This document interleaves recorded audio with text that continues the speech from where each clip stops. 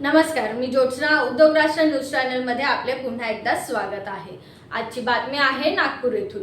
नागपूरमध्ये एक अत्यंत धक्कादायक घटना घडली आहे। जिम मध्ये तासनतास घाम गाळणे आणि बॉडी बनवण्याचे क्रेज तरुणांमध्ये जास्त प्रमाणात वाढले। मात्र याच व्यायामाचा अतिरेक वापर नागपूरच्या एका 23 वर्षीय तरुणाच्या जीवावर बेतलाय आणि जिममुळे तरुणाच्या मेंदूतील रक्तवाहिनी फाटली। ओम भोयर असे या तरुणाचे नाव आहे। तर व्यायामाचा अतिनाद त्याला इतका महागात पडलाय की त्याला थेट पॅरालिसिसचा झटका आलाय। सुदैवाने आईचा प्रसंग अवधान आणि गोल्डन आवर मध्ये मिळालेल्या औषधोपचारामुळे त्याचा प्राण थोडक्यात वाचलाय। तो 2 दिवसाआधी जिम मध्ये गेला आणि त्यांनी स्ट्रेनर्स एक्सरसाइज केली।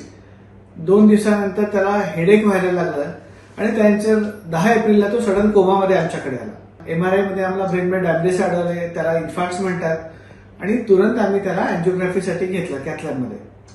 अँजिओग्राफीमध्ये ब्लड वेसल ब्लॉक होती, त्याच्यात क्लॉट तयार झाला होता रक्तवाहिनीमध्ये। तो क्लॉट आम्ही स्टेंट आणि सक्शन पंपच्या माध्यमाने बाहेर काढला।